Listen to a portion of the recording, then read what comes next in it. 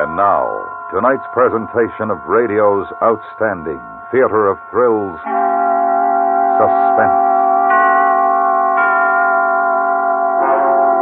Tonight, the story of a man who thought the only way to escape death was to search for it. We call it Diagnosis of Death. So now, starring Gene Bates with Lawrence Dobkin, here is tonight's suspense play, Diagnosis of Death.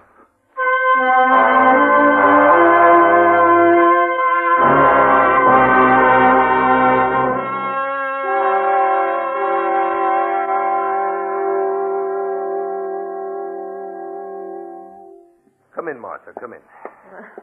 I hope you don't mind my dropping in without an appointment. No, of course not. Sit down. Oh, thank you. Your nurse said Simon had already left. I suppose he'd call this snooping, but I think I have a right to know. Oh, Martha, I'm glad you dropped in. I tried to call you at home just a few minutes ago. Well, then it is serious? Well, right now I'm not speaking about Simon's health. A rather unfortunate thing has happened. Well, not an accident. In a sense. Now, I'm not even sure that anything is wrong. But if there is, I'm going to need your help. Well, of course, but what are you talking about? Let me start at the beginning.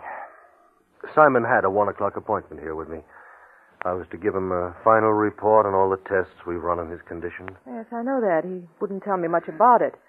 I knew he was worried, of course, but he's such a hypochondriac. Yes, he was very worried. So was I.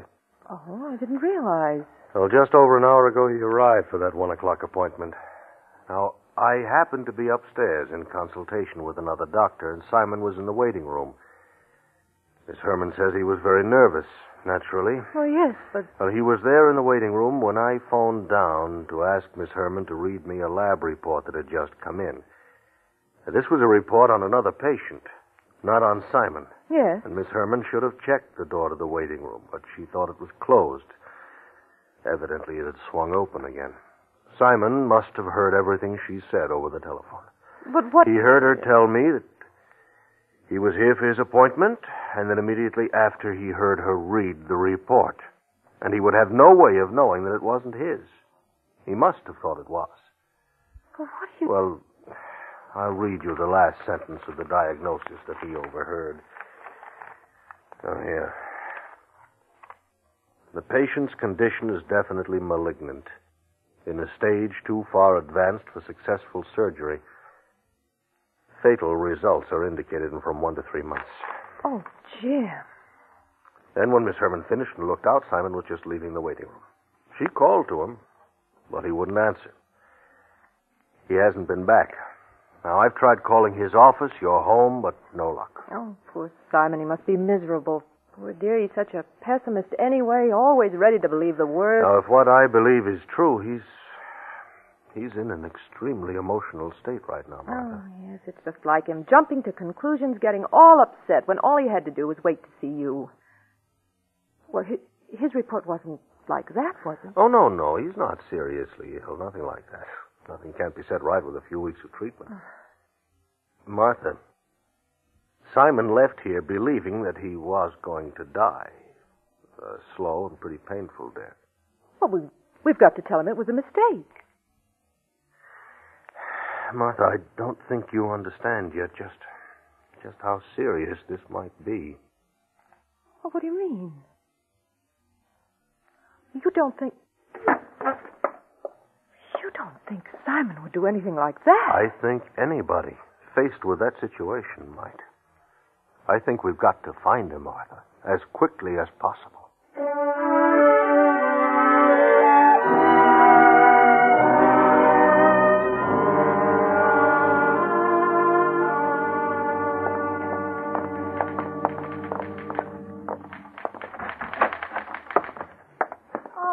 Mrs. Davis. Anne, is Mr. Davis in? Oh, no, I'm sorry. He left early today. Oh, did he say where he was going or when he'd be back? Well, no. He said he wouldn't be back. He was leaving for the afternoon. Oh, Jim. How long ago did he leave? Oh, less than an hour, I think. He came back here after he left my office. Well, I was out for lunch. He was here when I came back. This is Dr. Kurtz, Anne. Oh, yes, Doctor. How long did he stay? Maybe 15 or 20 minutes. Is something wrong, Mrs. Davis? We don't know yet, Anne. I hope not. You don't know where Mr. Davis might have gone. Did he have any business appointments? Well, one with Mr. Gaffney, but he told me to cancel that. Didn't say anything else? No. Did he seem upset? Well, I don't think so. A little preoccupied, perhaps. A little quieter than usual, but... Well, just what did he do while he was here? I don't know. He was alone in his office. Oh. May I look in there? It's just possible. Oh, of course, Doctor. This way. Thank you.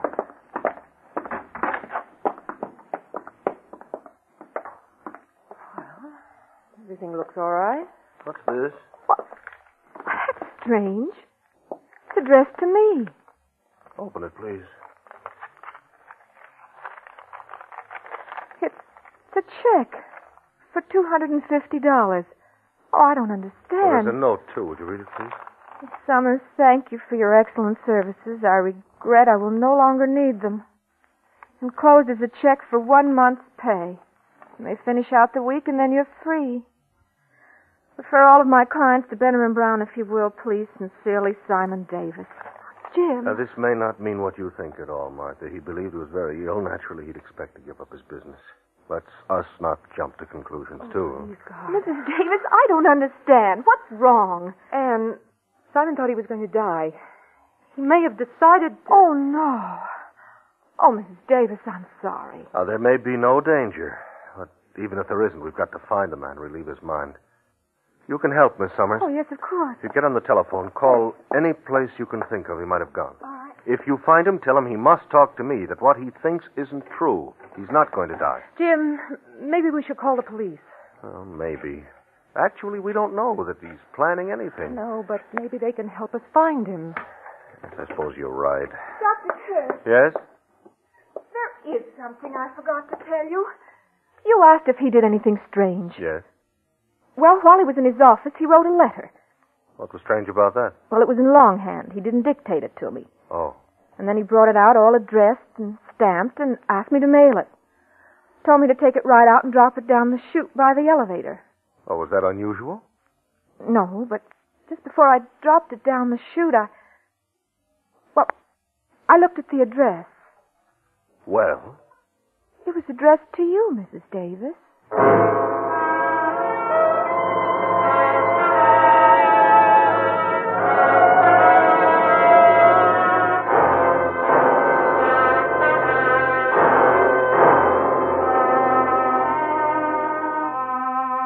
You are listening to Diagnosis of Death, tonight's presentation in radio's outstanding theater of thrills, Suspense.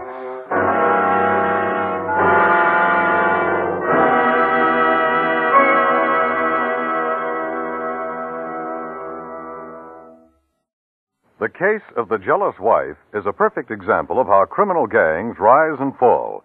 A series of supermarket holdups in Chicago went on unchecked until a woman scorned helped local police turn the tables and nail the mob. Full details this Saturday night on CBS Radio's Gangbusters. Don't miss it over most of these same stations. The true case of the jealous wife on Gangbusters.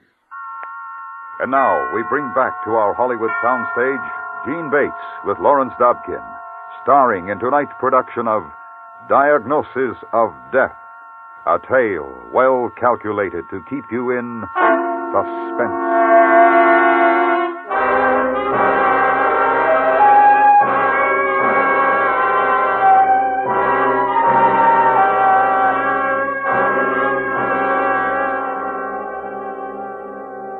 Don't you see, Sergeant?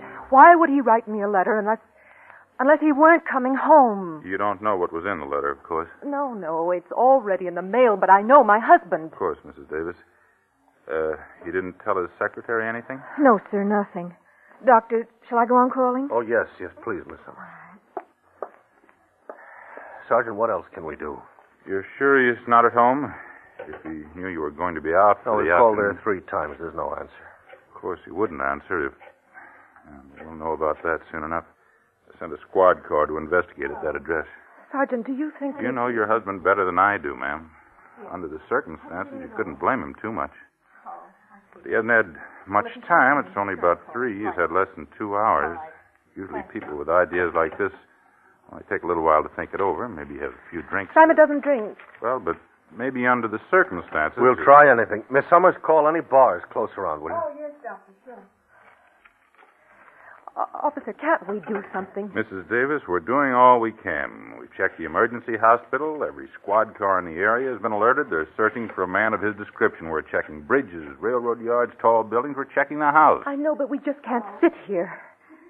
Maybe if we'd go out looking. Sergeant, maybe he's just walking down some street or sitting in the park. Just sitting. Yeah, I know how you feel, ma'am, but it's not very likely we'd find him unless we have some idea of where he might have gone. That's it exactly, Martha. Where would we go? Where would he go? I don't know. If he were really decided on suicide, he'd have to go somewhere or get something to accomplish the purpose. Yeah, still, there are lots of ways. Just stepping out in front of a truck. Oh, no. I'm sorry, Mrs. Davis. Martha, maybe you'd go into the inner office, huh? Lie down, rest a little while. No, I'm all right. I want to help. All right. Sergeant,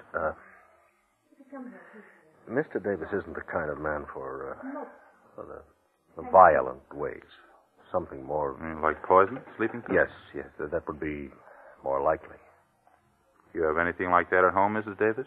No, he never took sleeping pills. He never even wanted them in the house, even when he was in pain. Well, if he regarded them as too lethal to keep in the house, he might have thought of them. But he couldn't get them without a prescription. Well, maybe he could. Where he was known. He might have tried. And if we could just pick up his trail someplace. Yeah. But where would he try? There's a drugstore right downstairs in this building. They must know him. All right, it's worth a chance.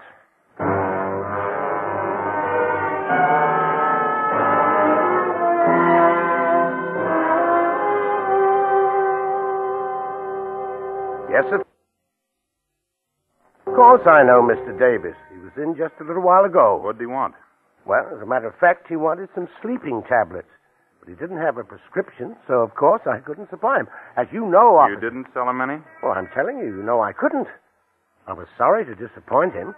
I told him to phone the doctor. That would be enough. And they could send the prescription over later. But he wouldn't stop to phone. He was in a hurry, and he said he'd be back. And was anything wrong? No, but if you should come back, stall him and notify the police. Why, of course, officer.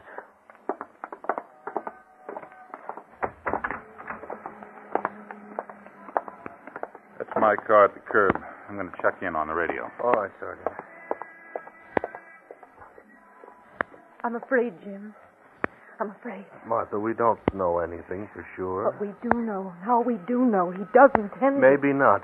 Maybe not. He might have wanted the pills because of pain. He was having some pain. But he... Anyway, he didn't get them, Martha. And he's not likely to. But there are other things. Well, yes. But we're not sure yet. There's no use imagining things. We've got to keep calm, Martha, and just try to find him. Yes, I know. Thanks, Jim, for being here. I don't know what I'd done if... Oh, it was my fault. My office's fault. Never forgive Mrs. myself. Davis, was your car at home in the garage? Yes, Sergeant. Mr. Davis wasn't driving it then, huh? No, he always took the bus to work because of the parking problem. I do, too. We only use the car at night or on weekends. And finding it there doesn't mean anything. He's not at home, Mrs. Davis. They checked the house, talked to the neighbors. But inside? No, they're sure he hasn't been home this afternoon. Well, that leaves us right back where we started. Yeah. Is he on a gun? No, oh no. He's always been afraid of guns. Well, it's still a possibility. There are 3 pawn shops in this neighborhood. We might as well check them.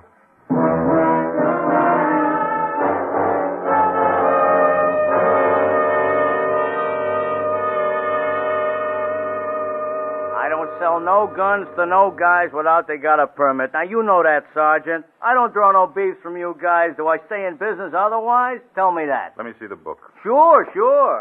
Here, you take a look. Take a good look. I'm clean, you'll see. A good, clean book. Yeah. You wouldn't have put it in here anyway.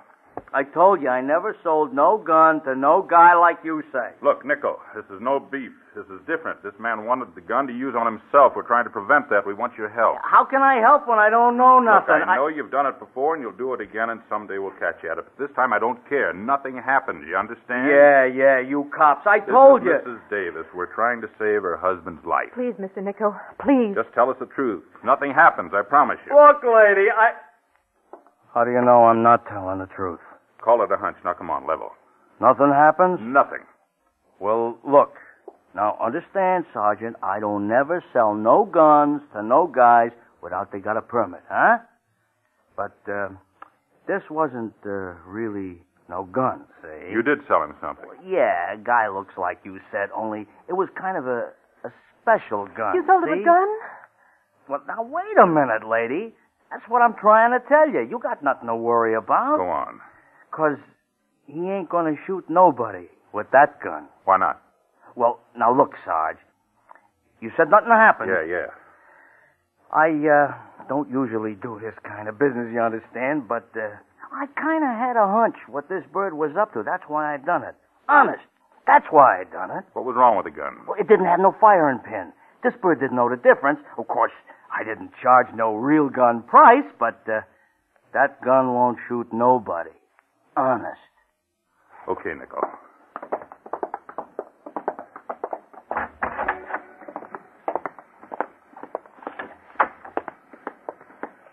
What do we do now, Sergeant? Well, we might as well cruise around a little. One thing, we're only a few minutes behind him now. Nico said he was in a little after 3, about a half hour ago. Kind of gone far. All right. Mrs. Davis? Martha, get in. Don't you see, Jim? It means he really had decided. Yes, but he won't succeed, Martha, not with that gun. No, but if he really wanted to... Simon. Martha, come on. We'll find him somehow. Yeah. Get in, Mrs. Davis. All right.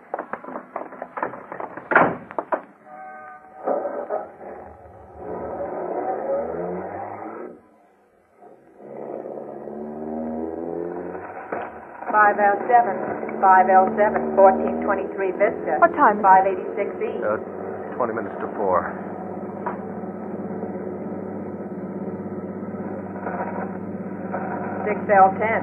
$6L10, 916 West 21st, 484 I have a feeling report. we've got to find him quickly. I don't know why. Martha, just keep calm. There's no use torturing yourself by imagining things.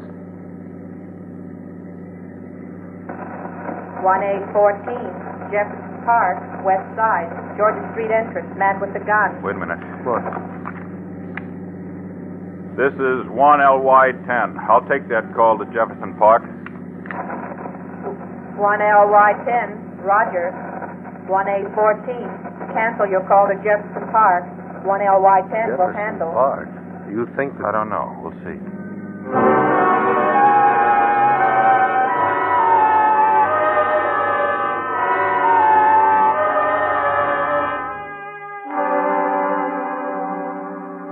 I tell you, got to find that man and punish him, officer.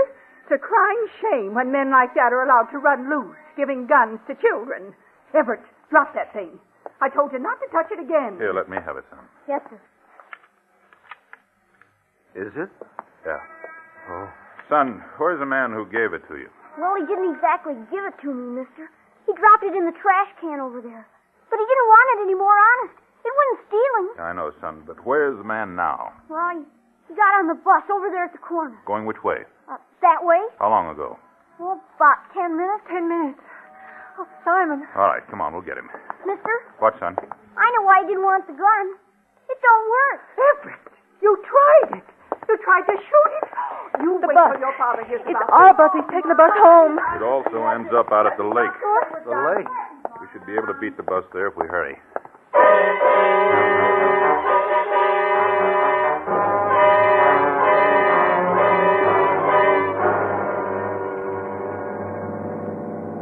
Martha, it's going to be all right. We're going to get there in time. Jim, maybe it's my fault. Maybe if I'd been more interested, understood more.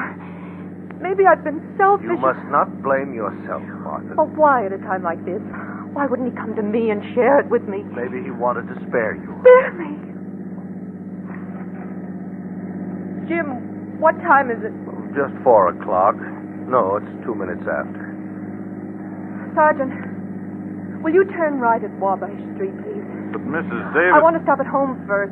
We can't waste time. The bus will be at the lake It's any only minute. around the corner, half a block. I want to, But Sergeant. 5 minutes may make the difference, Mrs. Davis. Please, Sergeant, I have a feeling I want to go home. All right, Mrs. Davis. This is it. Yeah. The fourth house, the white one, with the picket fence. Mm-hmm.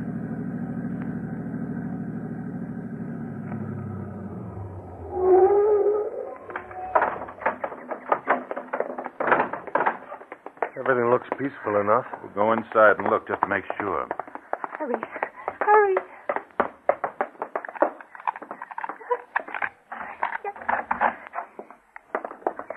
There's his coat. He's here. Simon! Mr. Davis? Simon! The bedroom, this way. Simon! Simon! Simon! Simon, where are you? How about the kitchen?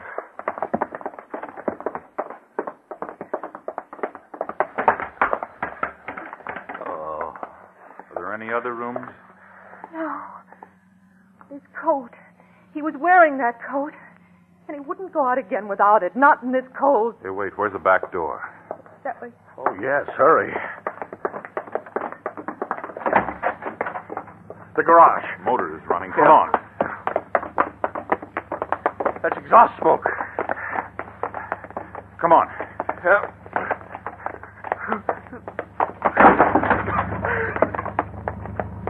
Oh. Here. Grab the leg. Well, gotta get him out fast. I've got it. What's that? Simon! Out, lady. Get out. Dark out of the way. All right, Sergeant. Put him here on the grass. All right. That's it. Jim is Take it easy, ma'am. Let the doc work on him. There wasn't too much gas. He couldn't have been there long. Simon. Maybe I better get on the car radio, Doc. Get the rescue squad. No. Don't think that'll be necessary, Sergeant. You don't mean he... Come here, Martha. Down here. Simon. Martha, I'm sorry. You're going to be all right. Oh, Simon.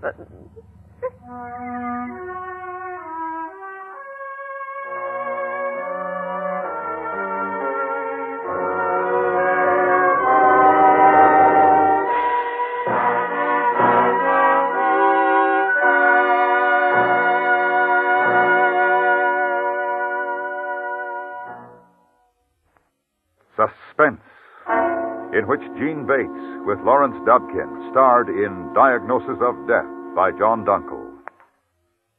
Next week, the story of a man who makes his escape from the most dreaded prison in the world. We call it The Man with the Steel Teeth. That's next week on Suspense.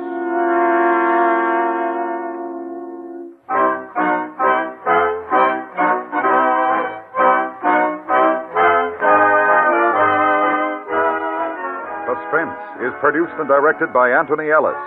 The music was composed by Lucien Morawick and conducted by Lud Gluskin. Featured in the cast were Jerry Hausner, Barney Phillips, Charlie Lung, Trudeau Marsden, Richard Beals, and Helen Cleve. Charles Boyer stars as Alphonse Bertillon, famous French detective who proved crime could be solved in the laboratory, Sunday night on the Radio Hall of Fame. Bertillon proves the unidentifiable can be identified by revolutionary new means, or at least means revolutionary at the time. CBS Radio presents the Radio Hall of Fame starring Charles Boyer Sunday night on most of these stations. You enjoy City Hospital every Saturday in the daytime on the CBS Radio Network.